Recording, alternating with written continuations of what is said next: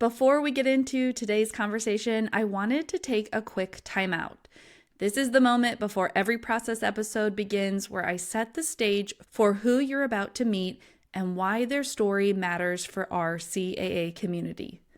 And actually, today's process episode is deeply connected to my Season 5 flagship sponsor, Harmony Anesthesia Staffing.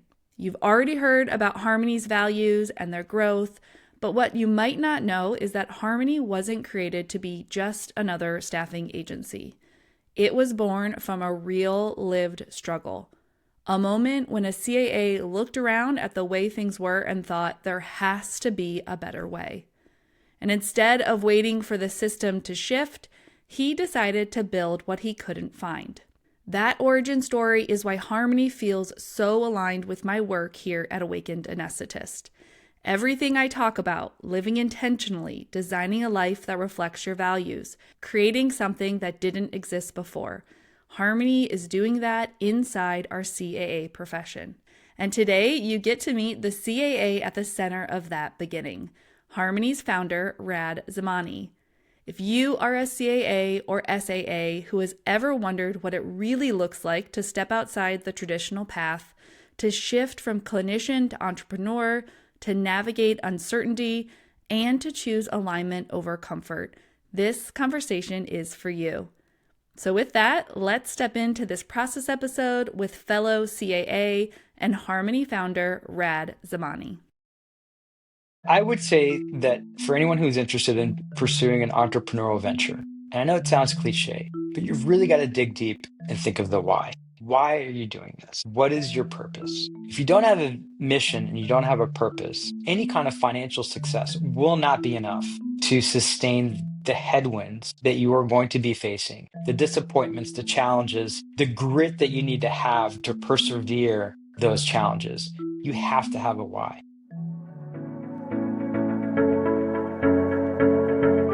Welcome to the Awakened Anesthetist podcast, the first podcast to highlight the CAA experience.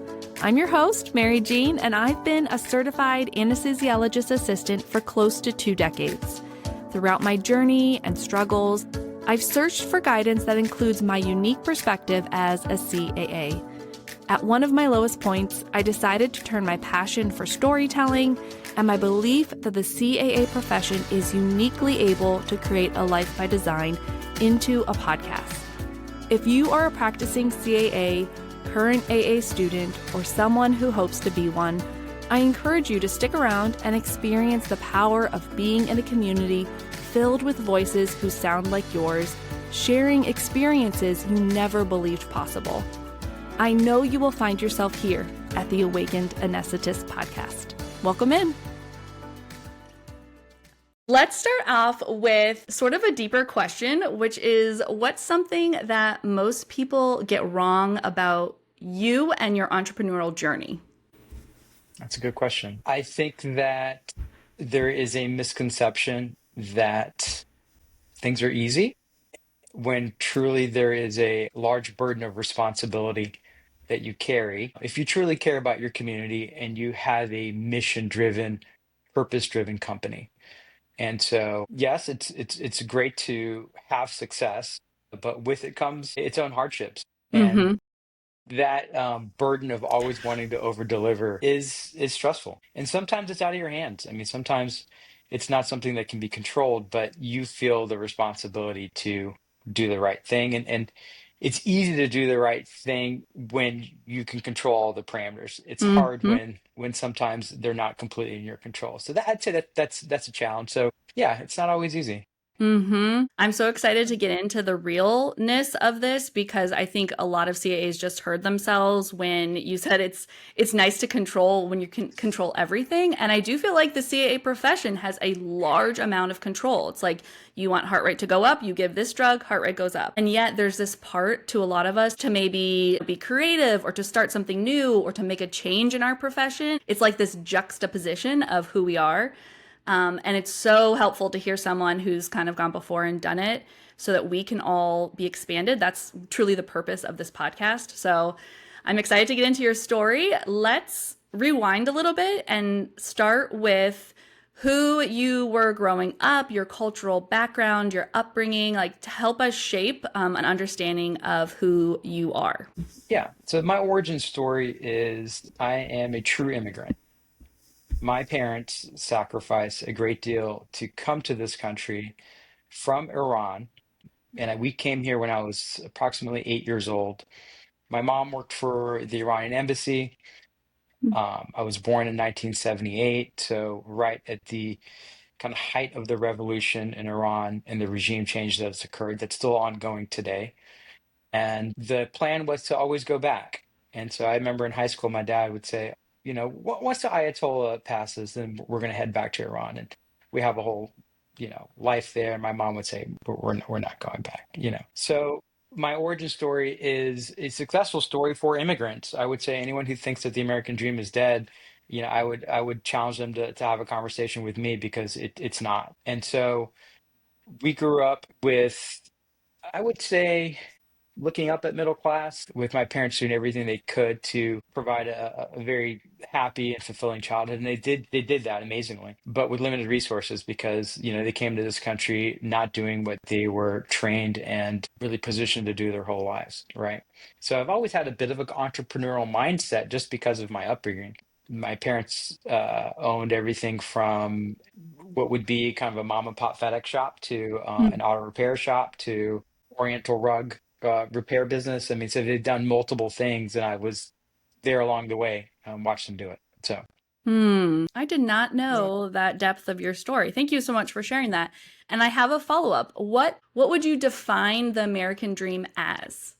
I think the American dream is a social contract that exceeds your expectations, right? Mm, If you go to school and you do well and you work hard, that there should be a job and an opportunity and a lifestyle available for you. And I think a lot of countries fail to deliver on that promise. And I think the American dream is a dream that's still very much alive because it's exceeded all of my expectations. hmm And that social contract has been delivered. Well, let's talk about how you got to that American dream because I guess similar to your parents, you have done many things. So maybe kind of give us a brief overview as you build up into going to CAA school. And I have some questions for you about how you ended up going to AA school. But yeah, tell us kind of all of the parts of you leading up to AA school. So I graduated Emory undergrad in the year 1996, which is the You say year that like that, it was hundreds of years ago. In the year well, 1996. I'm going to my 25-year Emory reunion, so it Yes, feels yeah. that way. Yeah. But it was when the managed care agenda was very much front and center. And so I remember sitting at the kitchen table with my parents and one of our close friends who happened to be an OBGYN and contemplating medical school because I was always interested in medicine. And she was very adamant about do not go to medical school. Hmm. It is not what you envision it to be, and you should go into administration because that's the future. You know, every healthcare is going to be managed by these large organizations. And you know what? Fast forward, she wasn't wrong. She wasn't wrong. Her advice had a profound impact on me and my decision making at that time to pursue maybe a different career path, still medicine related, but maybe having a little bit more business, right? So after Emory undergrad, I decided to go to public health school and get a degree and a master's in healthcare administration. I went to the American College of Healthcare Executives, the ACHE is essentially the ASA for healthcare executives. Okay. I went to their annual conference, met a partner of a company that I thought was outstanding. I took a job with them out of school. So I thought I had my dream job. This is what I wanted to do. And here I am. And then I had an aha moment when we're at one of our team outings where the partner had to step away from dinner to take a phone call from his 5-year-old daughter to wish her happy birthday. And I Hmm. thought, that's not the future that I see myself in, you know. And so I decided to pivot, and I thought, well, I, I like the smaller company because I had received an offer from PricewaterhouseCoopers, and wasn't in love with the big conglomerates. So I decided to work with a startup company that a friend of mine had started, and it's called Neurostar Solutions. And Neurostar Solutions was a teleradiology company. I knew nothing about teleradiology.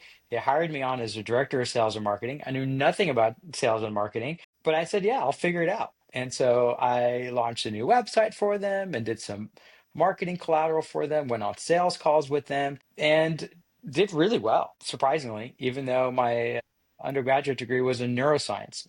So completely unrelated. But yeah, you just kind of figure it out as you go along. And then at that time, when I was making the transition from working for Stock and Associates and working for Neurostar, I had applied to the AA program because my dad had a friend who was a CAA, and my dad said, "Hey, you should talk to this guy." And I went and shouted him one day, and I was like, "Wow, this is pretty neat." And I can't believe I didn't know about this profession having gone to Emory undergrad, right?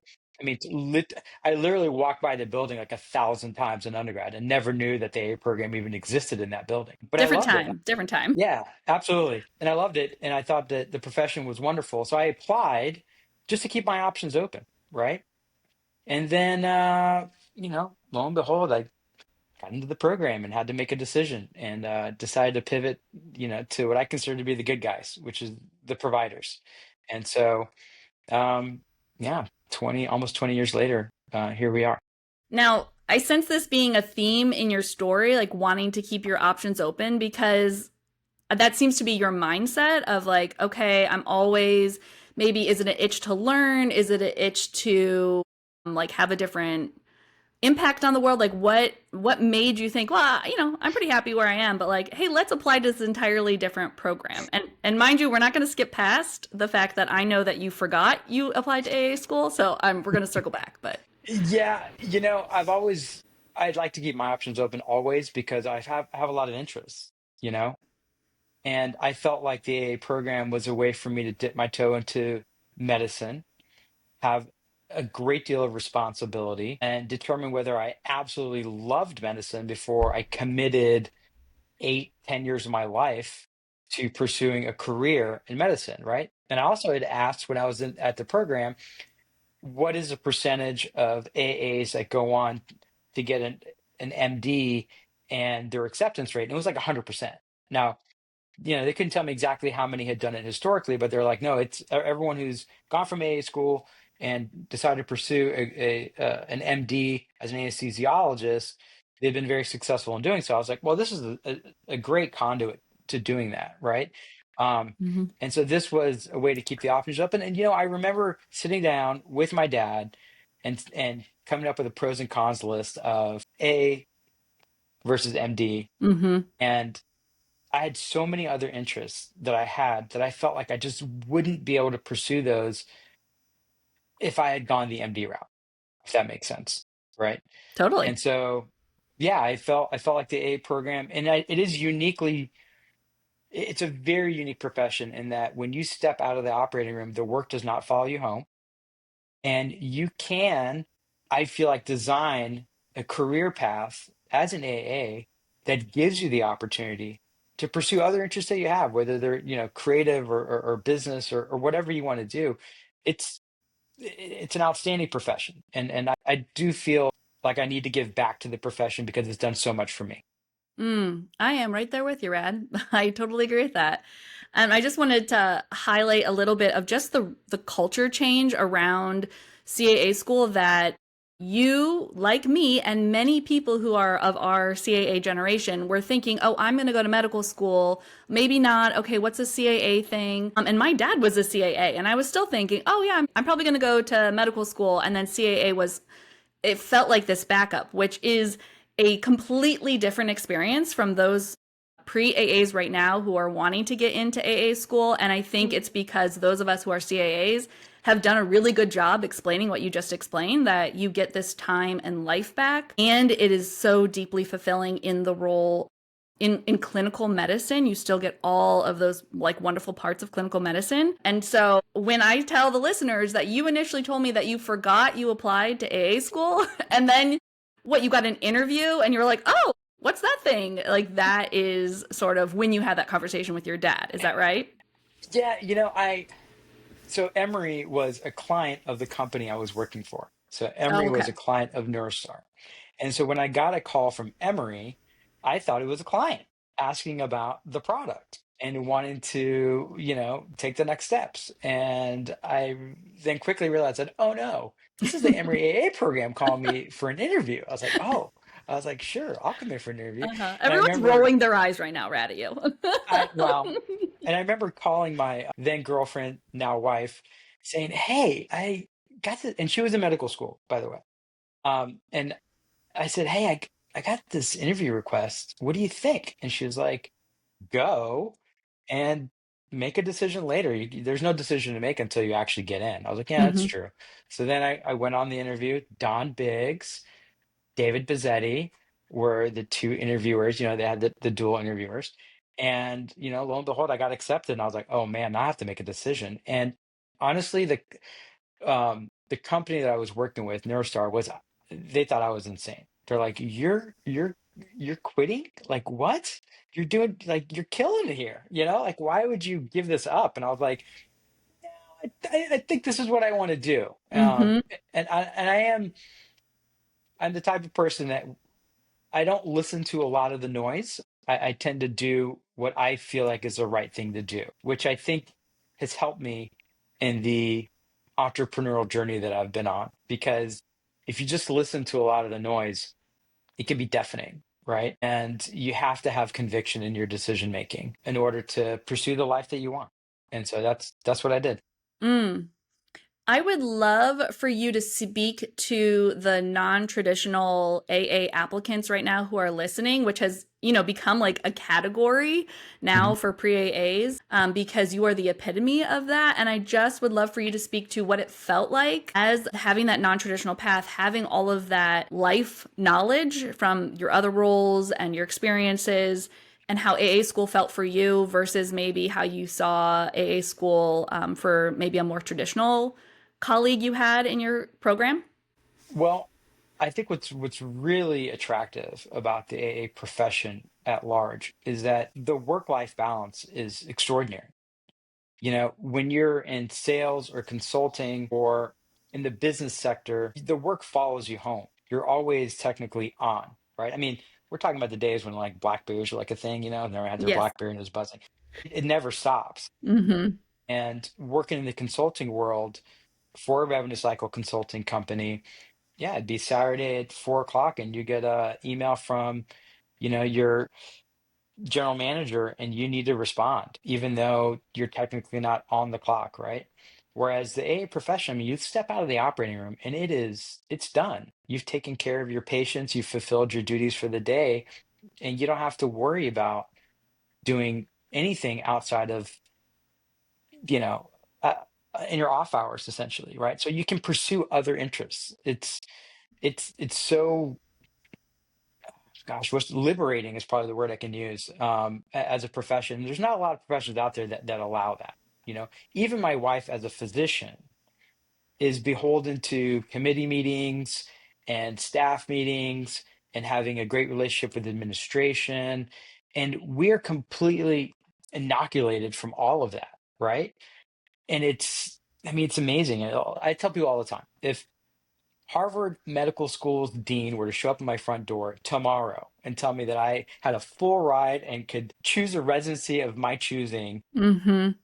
I'm not the guy. I'm like, I'm sorry, I'm not interested. You're gonna have to find somebody else. Did you have a sense of that when you were a student because you had seen the counterpoint, like you had experienced the opposite of that lifestyle, and so you just felt differently in school and that kind of, like, well, I guess I'm asking, what was school like for you as a non-traditional AA student? Well, I think I was of the mindset of this is a great profession.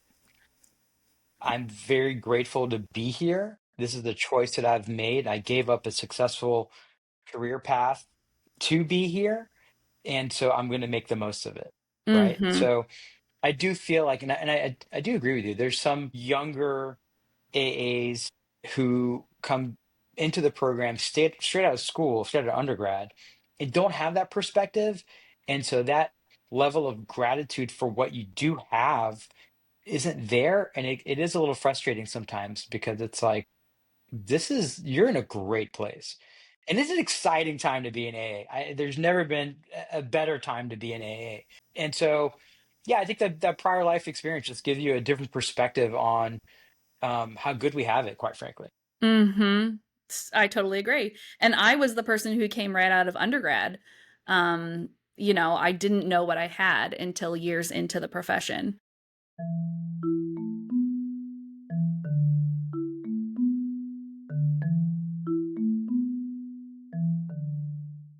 Hey, Awaken Anesthesia community, jumping in here with some behind the scene details that feel especially connected to today's conversation with Rad.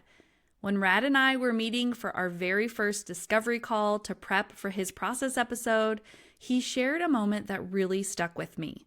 Rad told me that this all started when he requested a $10 an hour raise, a raise that simply matched his market value, his experience, and his skill set, and he was denied. Of course, he said it felt deeply personal at first. These were his work colleagues, his work friends, telling him he didn't have value.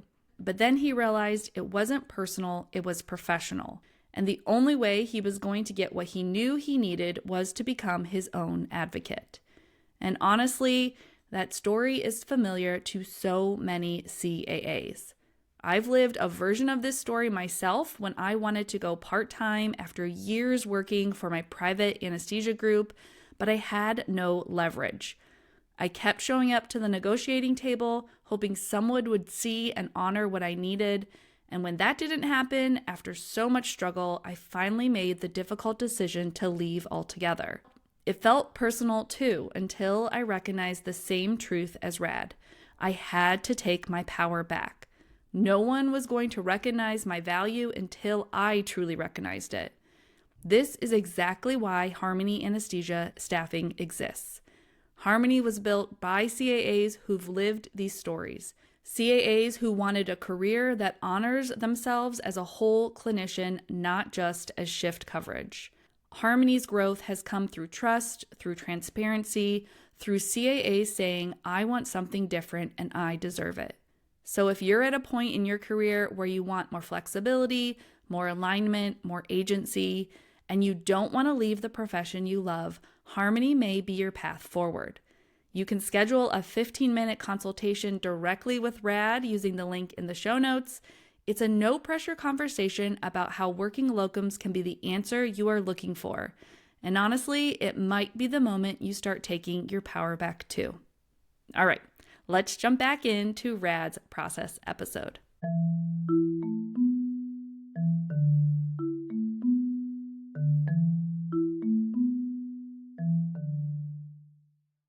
So, walk us through just the early days of your career. I actually don't know if you ever worked somewhere completely like a normal W-2 full time or if you jumped straight into 1099. We probably should define some of these terms as well.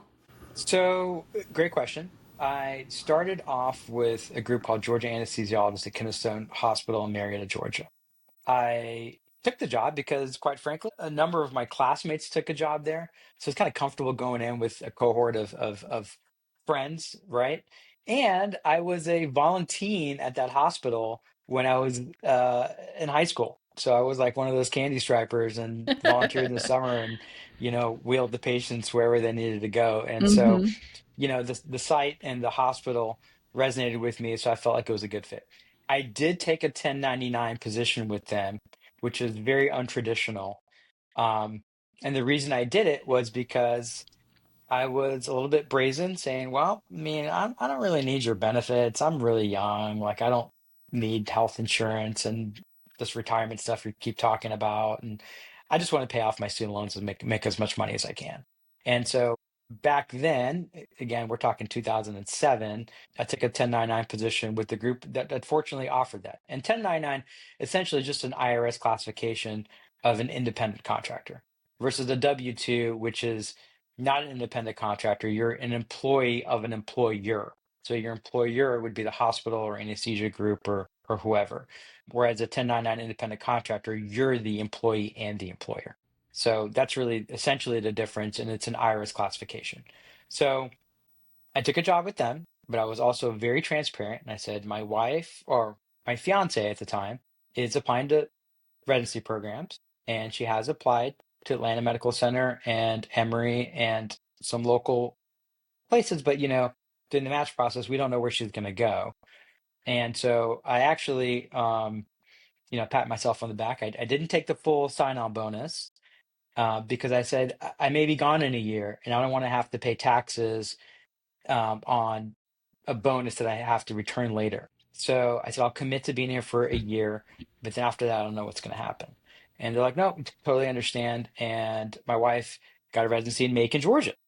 And so we moved to Macon. And there, I took a W-2 position because 1099 was not available. Okay. I took a W-2 position at a small hospital in Macon. Now it's called Piedmont Macon. At the time, it was an HCA hospital. And I wanted to kind of do more. My wife's in residency. She's working 100 hours a week. I was like, I'm in Macon, Georgia. What am I going to do with myself? So I thought, well, I need to go to the sister hospital. It's called Navicent Medical Center, The Med in Middle Georgia. It's a level 1 trauma center. And the HCA hospital that I was at was a little bit of a more regional hospital. So they sent all the big cases to the medical center. And I was like, oh, I'm too young in my career to just be at these small. I want the gnarly stuff, right? I want the Mm-hmm. hard cases. And so I started doing some PRN work for them.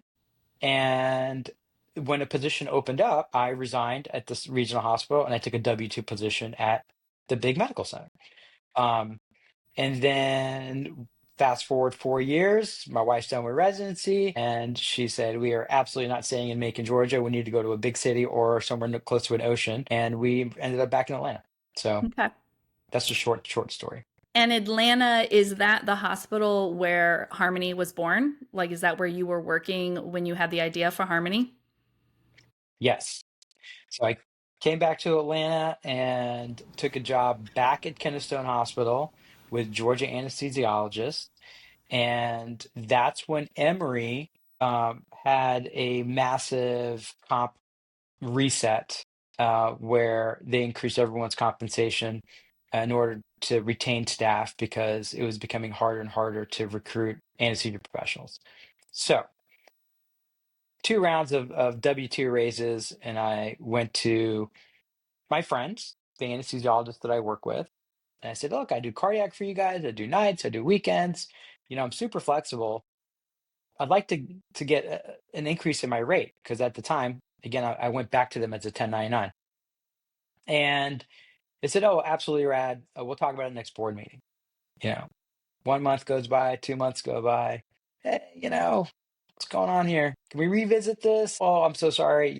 We'll talk about it next board meeting again. 6 months went by, and I was like, okay, I'm feeling like maybe I'm not top priority here. Mm-hmm. And I talked to a colleague, which is still a friend, an anesthesiologist friend of mine.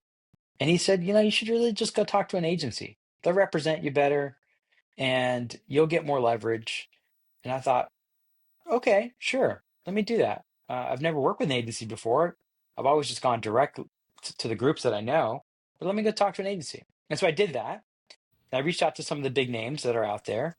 And lo and behold, they didn't staff CAAs.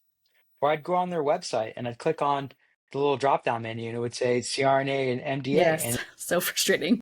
And I was like, why? This is crazy. And then on top of that, Mary Jean, I'm the guy that they're sending, and I'm not claiming to be the best anesthetist. I'm not like some superstar anesthetist. I think I'm pretty good, but I'm not like, top tier by any means, right? I mean, I'm not doing like pediatric hearts or anything like that.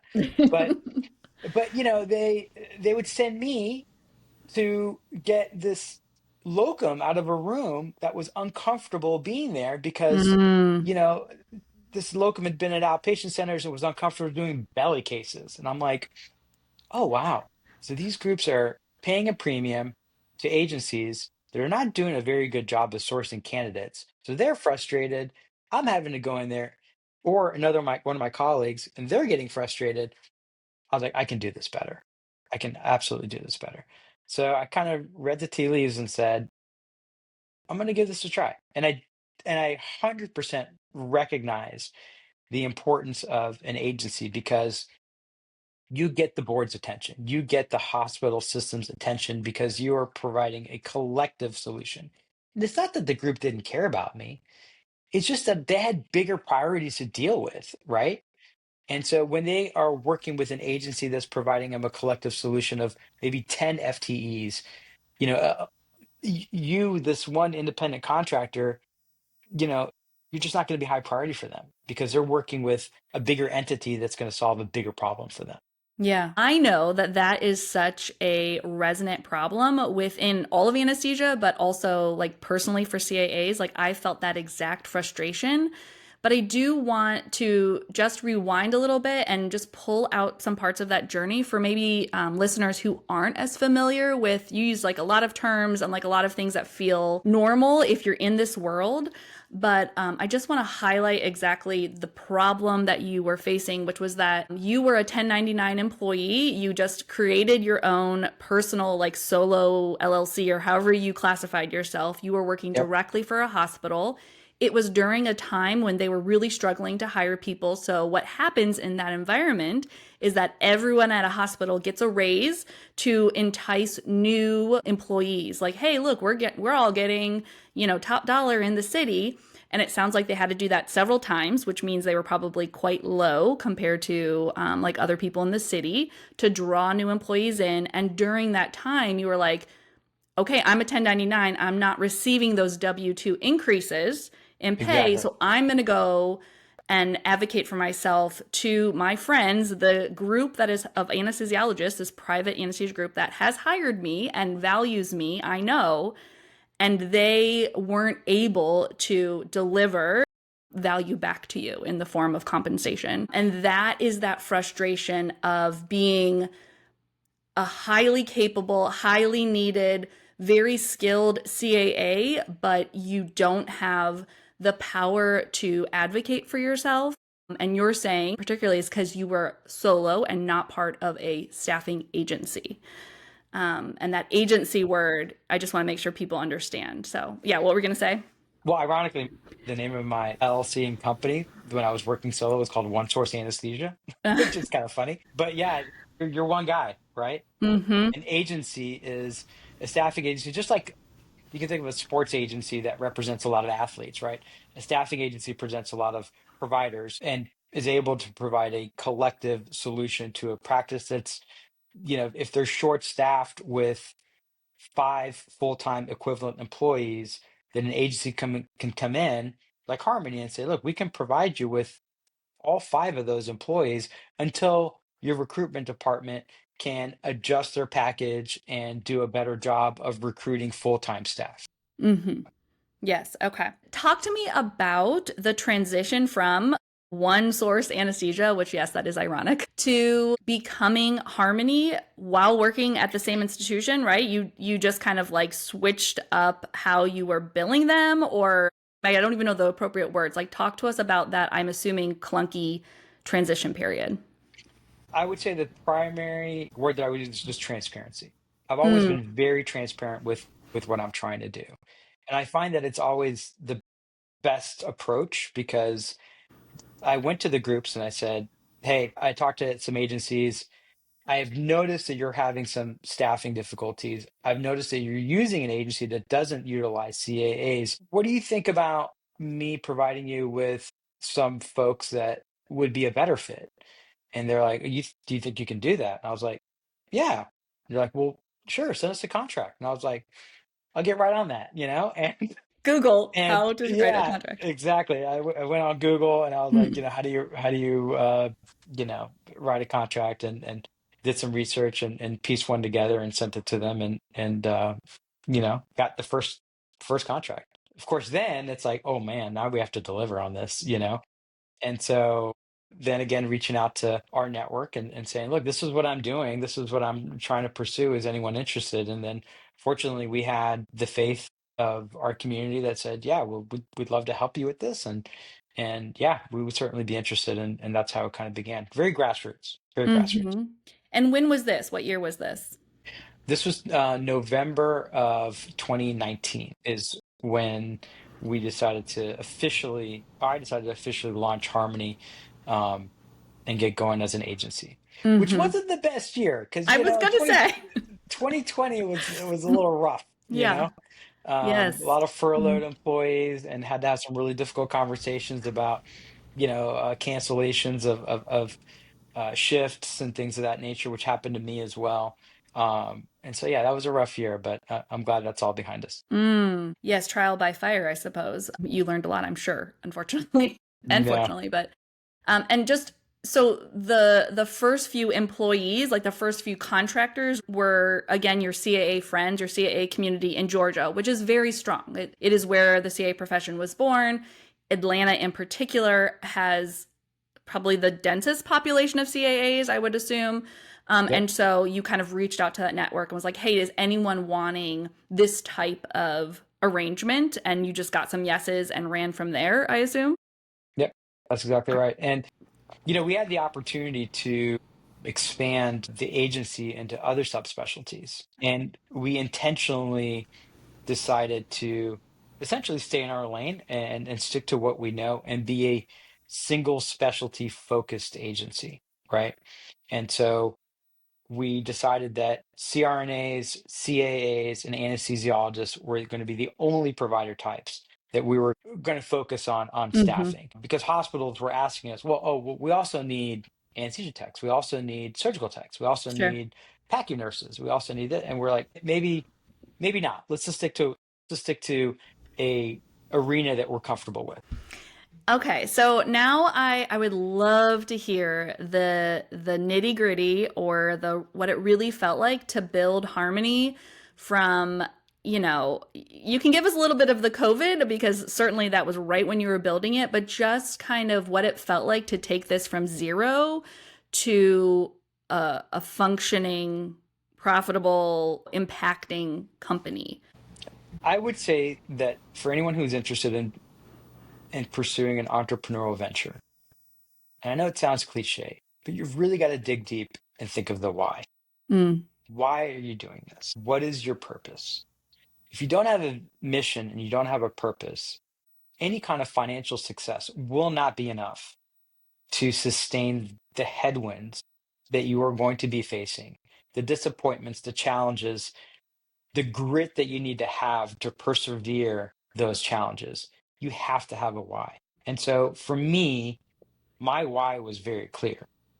And so going from an agency that received success, proof of concept in early 2019, and then being met with the challenges of COVID hmm. and literally months later, if you don't have that why and that purpose driven mission in mind, you cannot persevere. And so I would say that, the biggest challenge to a lot of, I think, young entrepreneurs is not having that mission and that purpose. And if once you have that, then I think the grit comes with it.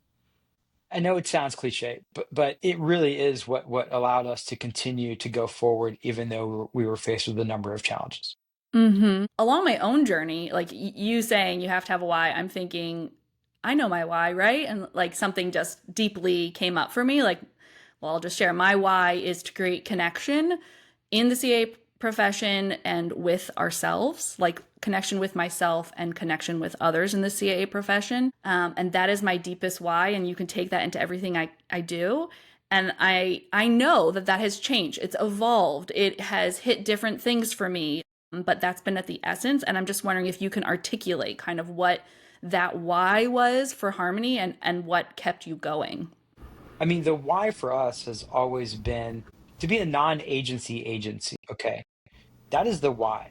Because I almost felt like an agency was like a dirty word for a lot of these groups. Like, oh, we don't work with agencies. Like, we Yes. absolutely don't work with agencies. And so we wanted to be something different, right?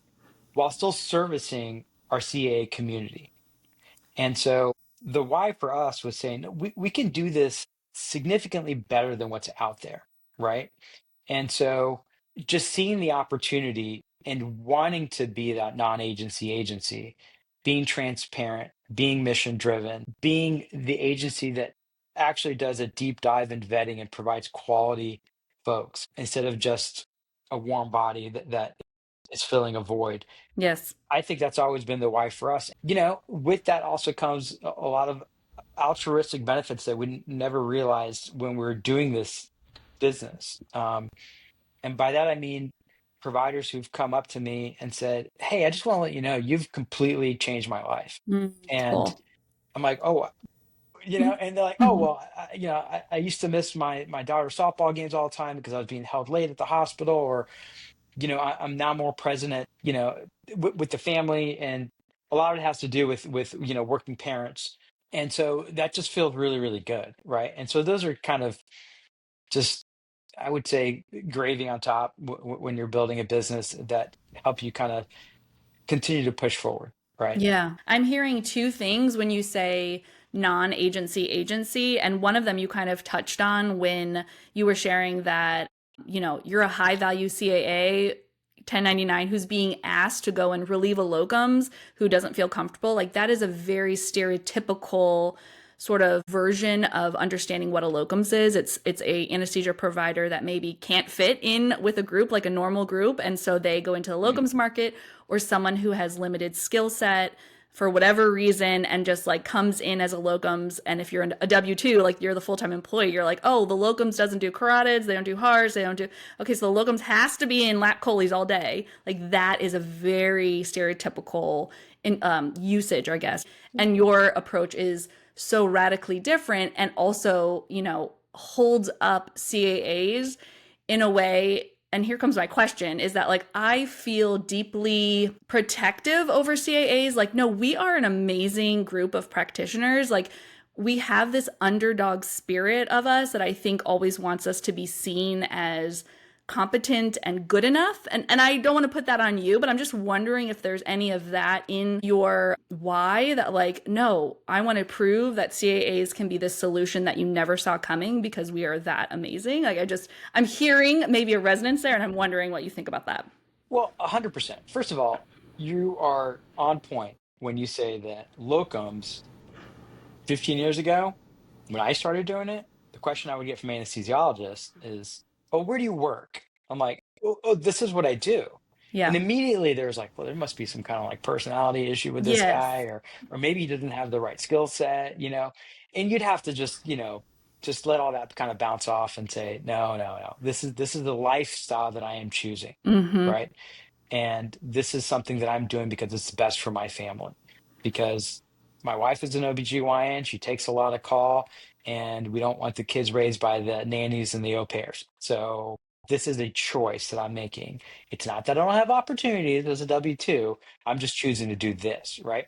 So I 100% agree with you that 15 years ago, that was the overarching perception of locums.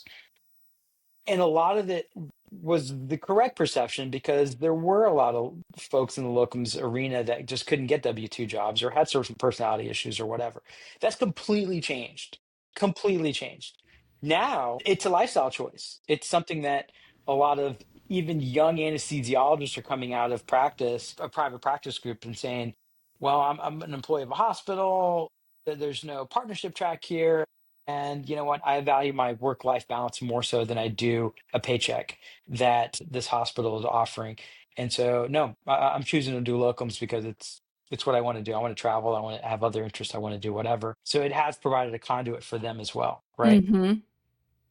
And then to answer your second part of your question, the why, yes, I love going to practice groups. Let's say it's CRNA only. And there's just so much misinformation about CAAs in that Yes. community.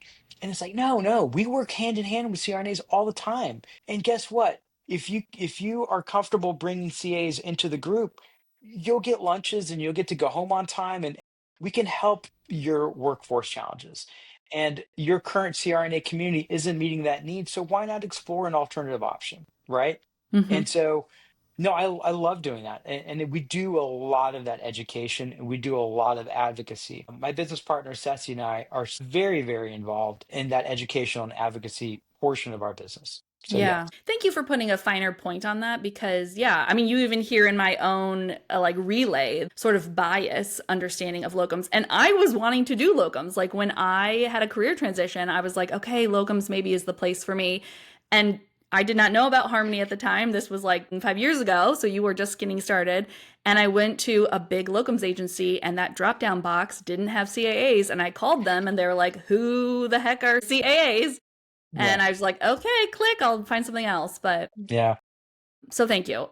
Okay, you transitioned beautifully because I have a whole bunch of questions on the impact that I see Harmony making in the CAA community. And you just said your business partner, Ceci, and you do a ton of advocacy work, like boots on the ground, explaining what a CAA is to people who've never heard of us. That is relentless, tiresome work. And I know you're so passionate about that. So tell me kind of in this new, let's call it a new era of Harmony, like as it's expanding and getting, we're seeing you at the Quad A, like talk to us about that evolution.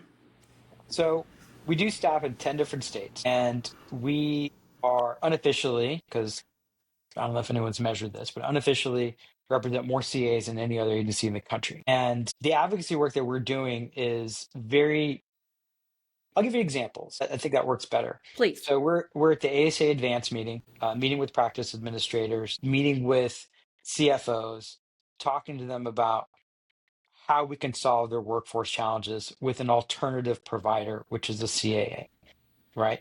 Hmm. We went to the Carolinas and Tennessee Society of Anesthesiologists meeting in Asheville. Again, speaking to practice administrators, speaking to boards, the board of the TSA, let them know who we are, and getting a lot of interest from practice groups that say, yeah, we are really struggling with our workforce and we would love to learn more about what CAs are. We get questions like, well, can CAs take call?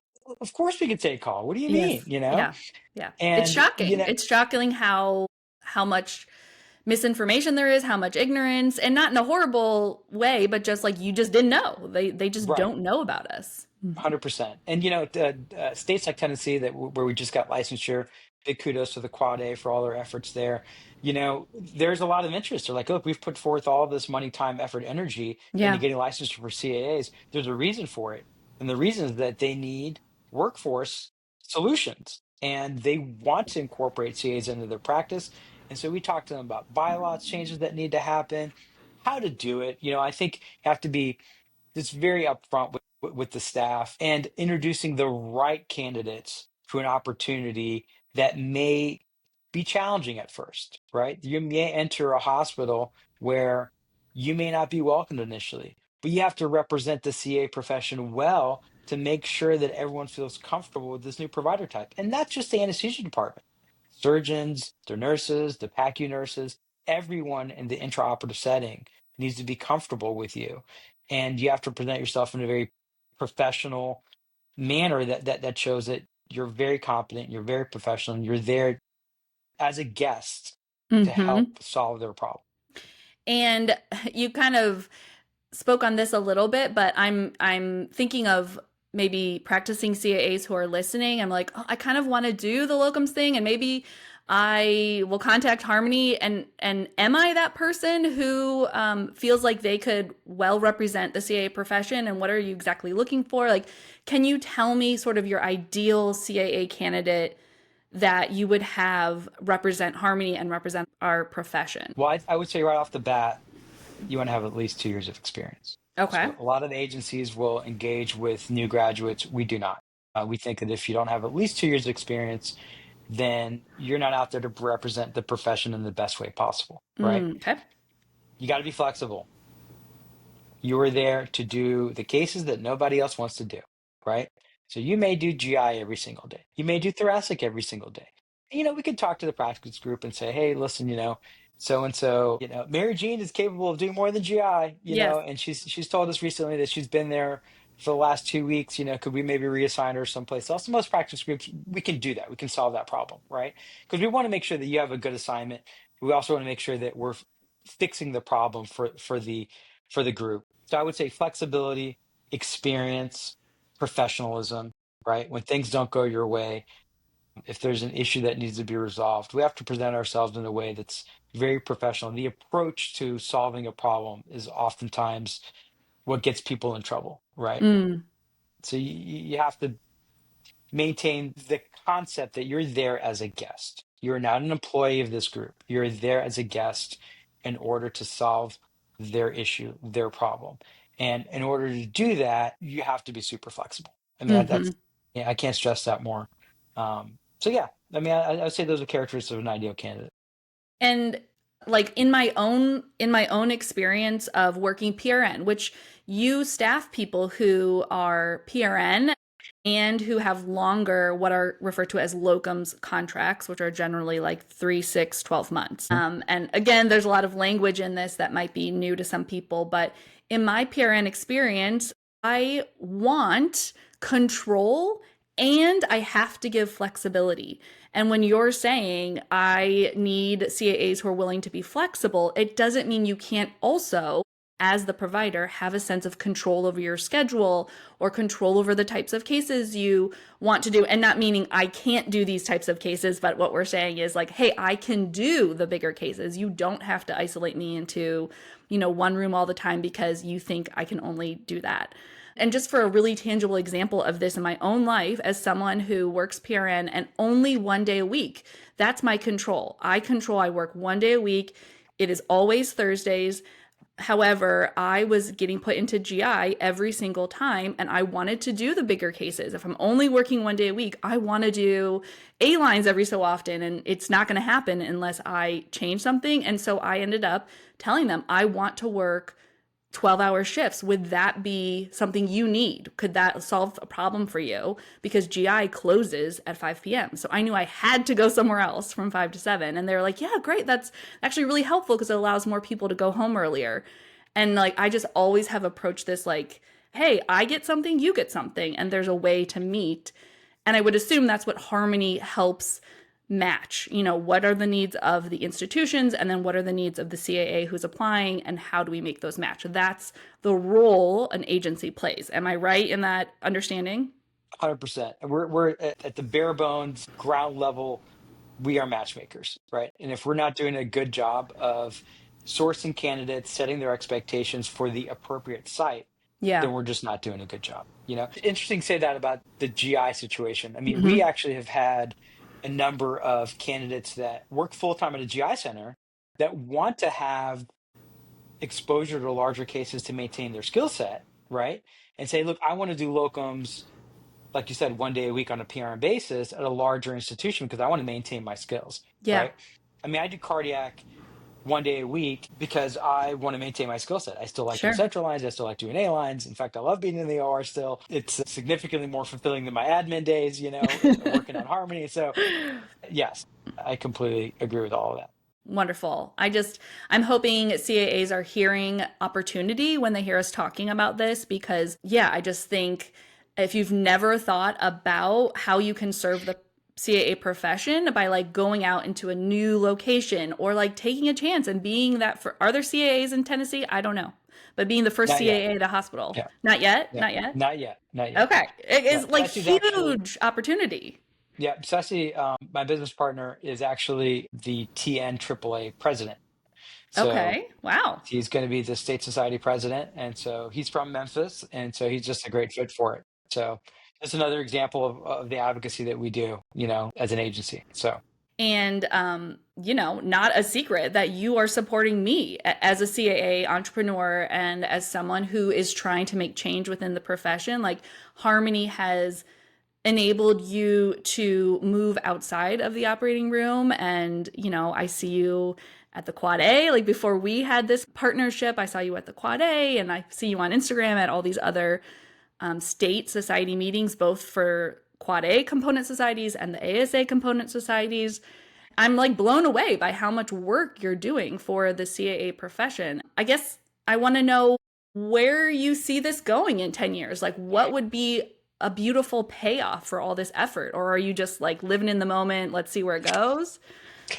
no, there's always a roadmap for success, right? Tell us, yes. Yeah. So advocacy. Ceci, my business partner, is on a GAAA board, Okay. member of the GSA. I'm a member of the GSA. We're diamond sponsors at the Quad A and will be again next year.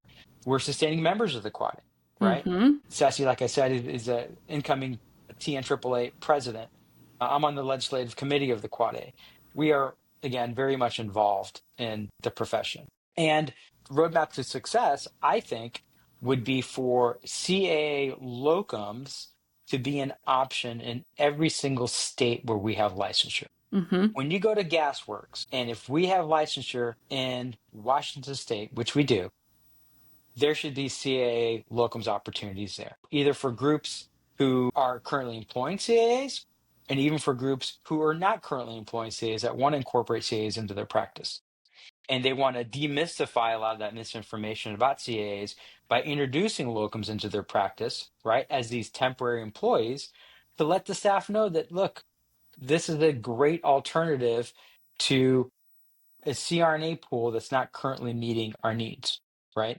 So that would be, I think, the recipe or the pathway to success. In 5 years, we would be able to look at the map, go to Gasworks, go to these job boards, go to Bagmask. There you go. I was like, go to bagmask.com. Yep, go to Bagmask, support another CA entrepreneur and be able to choose a locums position in every state that we have licensure in. Mm, Currently, that is not the case. yes. Yes. That sounds amazing. And I foresee that happening in our lifetime, like in our career span. It's going to happen, Mm-hmm. 100%.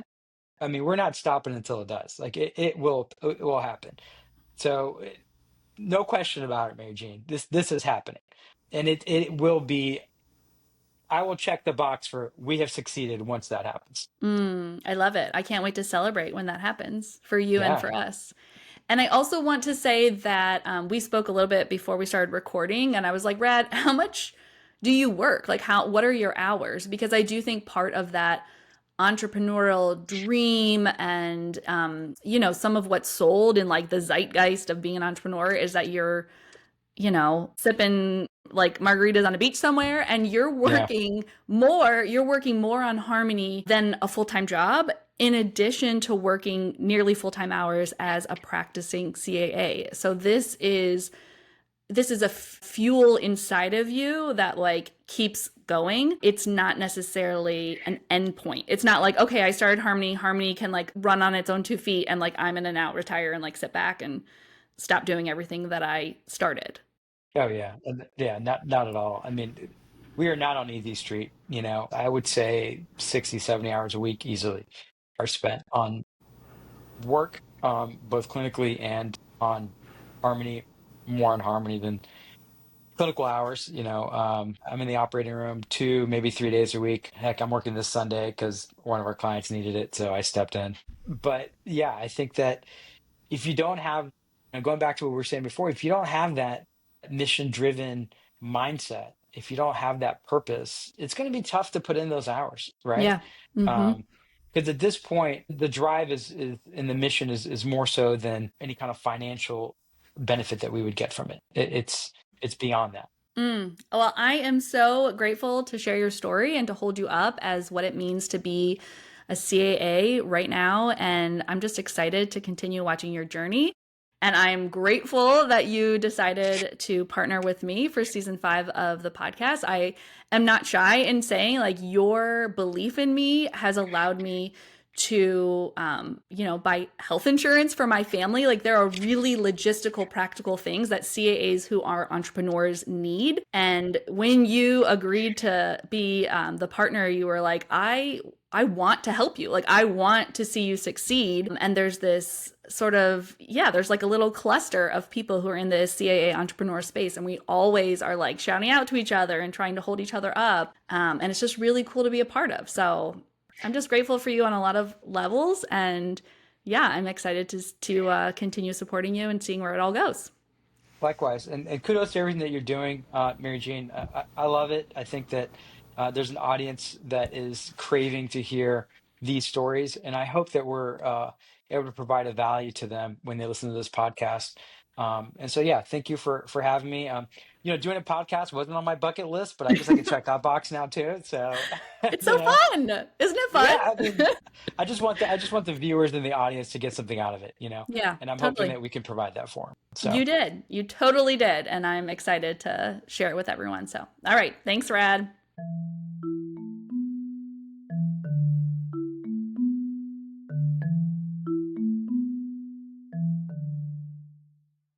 Thanks for listening to Awakened Anesthetist. If this episode resonated with you, share it with a CAA friend, an AA student in your life, or a prospective.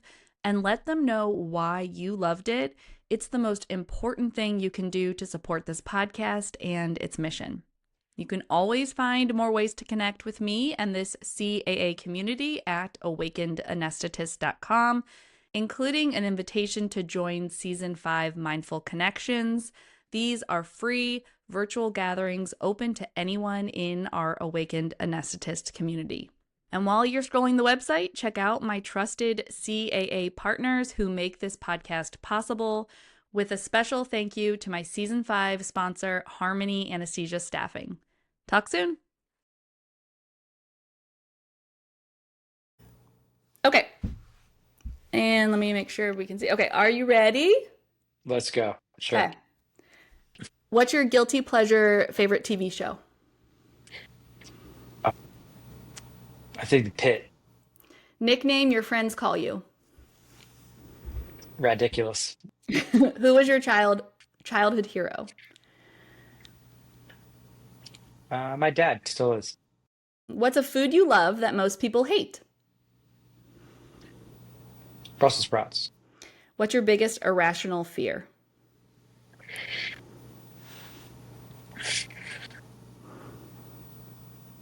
Not being there for my kids. What time do you go to bed? 11:30. How long do you spend on social media every day? Try to limit it to an hour. What's something that never gets old? Travel. A weird skill or random talent you have?